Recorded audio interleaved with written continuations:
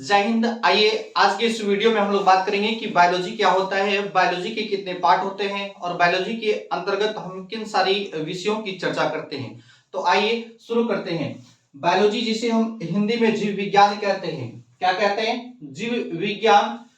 जीव विज्ञान होता क्या है, सबसे पहले ये समझिए कि बायोलॉजी सजीवों का अध्ययन अर्थात लिविंग थिंग्स, जितने भी सजीव वस्तुएं हैं उन सभी सजीव वस्तुओं का अध्ययन ही बायोलॉजी कहलाता है, जीव विज्ञान कहलाता है। और बायोलॉजी के मुख्यतः दो पार्ट होते हैं। एक होता है जूलॉजी का, जिसे हम हिंदी में जंतु विज्ञान कहते हैं, और एक होता है बॉटनी का, जिसे हम हिंदी में वनस्पति विज्ञान कहते हैं। हमारे जूलॉजी यानी जंतु विज्ञान का जो जनक है वो अरस्तु साहब है, और बॉटनी का जो जनक माने जाते हैं वो थियोफ्रास्टस साहब को माने जाते हैं। प्रारंभ में केवल मानव को ही बायोलॉजी अर्थात जीव विज्ञान का शाखा समझा जाता था, लेकिन जब धीरे धीरे विकास होता गया, जब धीरे धीरे डेवलपमेंट होता गया, तो पौधे यानी कि मुख्य रूप से बायोलॉजी को दो पार्ट में बांटा गया, एक जूलॉजी और एक बॉटनी। जूलॉजी का जो जनक माने जाते हैं वो अरस्तु साहब को, वो और बॉटनी का जो जनक माने जाते हैं वो थियोफ्रास्टस को। वैसे भी बायोलॉजी का भी जो जनक है वो अरस्तु साहब को ही माने जाते हैं। किसे? अरस्तु साहब को। यानी कि कहने का मतलब हुआ कि बायोलॉजी का जनक और जूलॉजी का जनक अरस्तु साहब ही है। केवल कुछ डेवलपमेंट यानी विकास के बाद जब एक नई शाखा का बायोलॉजी का एक नई शाखा का निर्माण हुआ बॉटनी, तो उसके जो जनक है वो थियोफ्रास्टस। तो इस के अंतर्गत यानी कि जो सबसे पहला चैप्टर होता है यानी पहला कहा जाए तो टॉपिक आता है वो होता है सेल का, जिसे हिंदी में हम उसे कोशिका कहते हैं। क्या कहते हैं? कोशिका कहते हैं। तो आइए हम इस टॉपिक के बारे में समझते हैं कि कोशिका क्या होता है। देखिए, सेल यानी कोशिका जो है वह ऐसा माना जाता है कि शरीर की सबसे छोटी इकाई होती है, ना कि सबसे छोटी अंग होती है।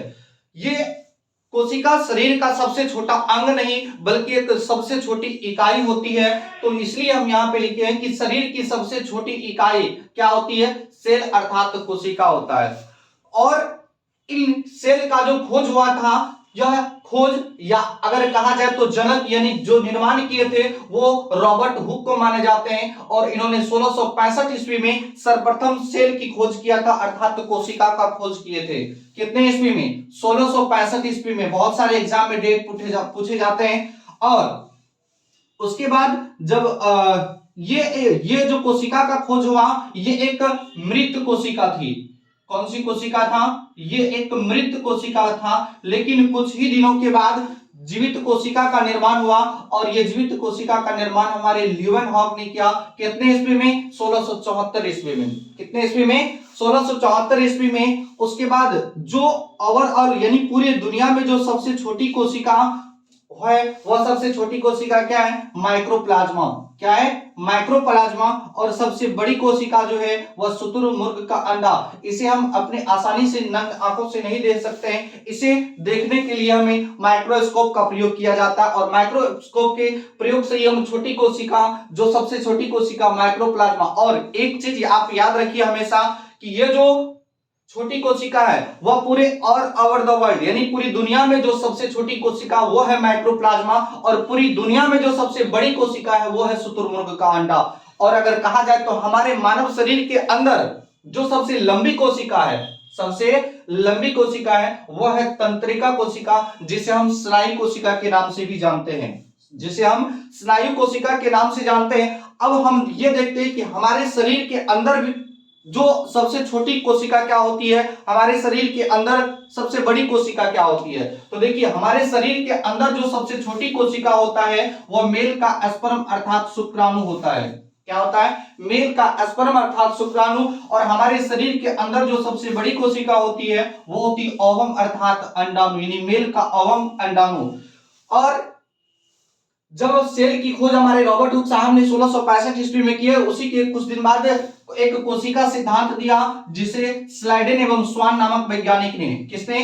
कोशिका सिद्धांत स्लाइडेन एवं स्वान नामक साइंटिस्ट ने दिया। और इन्होंने कोशिका सिद्धांत देते हुए यह प्रतिस्थापित किया कि जब हमारे किसी भी अंग का कोई किसी भी जगह चोट लग जाता है या शरीर का कोई अंग कट जाता है तो वहां की कोशिका डेथ हो जाती है, वहां की कोशिका मर जाती है। और जब वहां की कोशिका मर जाती है तो अगल बगल की कोशिकाएं कोशिका विभाजन के थ्रू उस कटे हुए या मरे हुए भाग को भरने के लिए चली आती है। यानी कहते हैं, कहा जाए तो इस कोशिका सिद्धांत में मूलतः यह बताया गया कि जब हमारे शरीर की कोशिका मर जाती है तो कोशिका विभाजन के थ्रू पुनर्निर्माण कोशिका का हो सकता है, सेल डिवीजन के थ्रू, वहां पर सेल डिवीजन के थ्रू कोशिका का पुनर्निर्माण हो सकता है। तो इसके आधार पर हम ये जानते हैं कि हमारे शरीर में पुनर्निर्माण यानी रीजनरेट जो होता है, कोशिका का रीजनरेट यानी पुनर्निर्माण जो होता है वह सबसे तेज कहां होता है? वह सबसे तेज होता है लिवर यानी यकृत में। कहां पर होता है? लिवर अर्थात यकृत में। यकृत जो होता है, यकृत में जो हमारे मान लीजिए अगर लिवर में किसी भी तरह का चोट लग जाता है या किसी भी तरह की परेशानी आपको, तो एक हमारे शरीर के अंदर लिवर एक ऐसा पार्ट है जहां पर कोशिका विभाजन अर्थात सेल डिवीजन बहुत ही रफ्तार में होती है, बहुत ही तेज होती है। कहां पर? लिवर में। और जो सबसे धीमा होता है वो होता है ब्रेन में। आप सुने होंगे कि अगर किसी भी तरह एक्सीडेंट में अगर ब्रेन में चोट यानी दिमाग में चोट लग जाता है तो वहां पर बहुत सारे वो इंसान की डेथ हो जाती है, मर जाती है, अगर बहुत ही सीरियसली रूप से उसके सर में चोट लग जाता है। तो ऐसा माना जाता है कि सबसे धीमा जो रीजनरेट होता है यानी सेल डिवीजन कोशिका का जो पुनर्निर्माण होता है यानी कि रीजनरेट होता है वह सबसे तेज होता है लिवर में, और सबसे धीमा होता है कहां पर? ब्रेन में। अगर ब्रेन में बहुत ही सीरियसली चोट लग जाए तो वह चोट वहां पर चूंकि कोशिका विभाजन नहीं होता है तो अक्सर चांस होता है कि डेथ हो जाने का।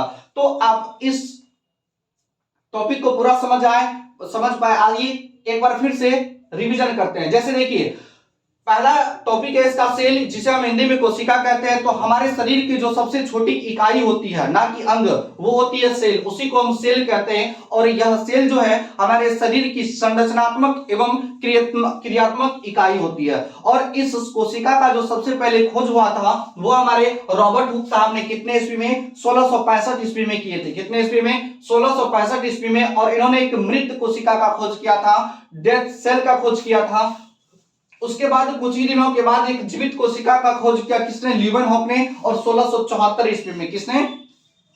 1674 ईस्वी में। और छोटी कोशिका जो ऑल ओवर वर्ल्ड यानी पूरी दुनिया में सबसे छोटी कोशिका कौन होती है? माइक्रोप्लाज्मा।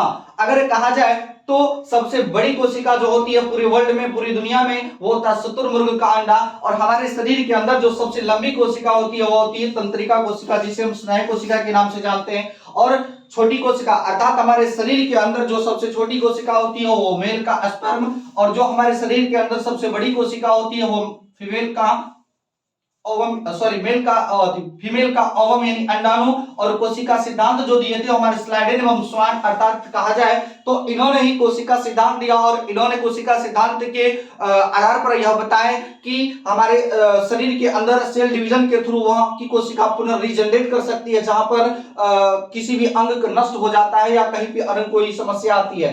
और पुनर्निर्माण जो रीजनरेट होता है वह सबसे तेज होता है कहां पर? लिवर में। और सबसे धीमा होता है ब्रेन में। आप यहां तक समझ पाए।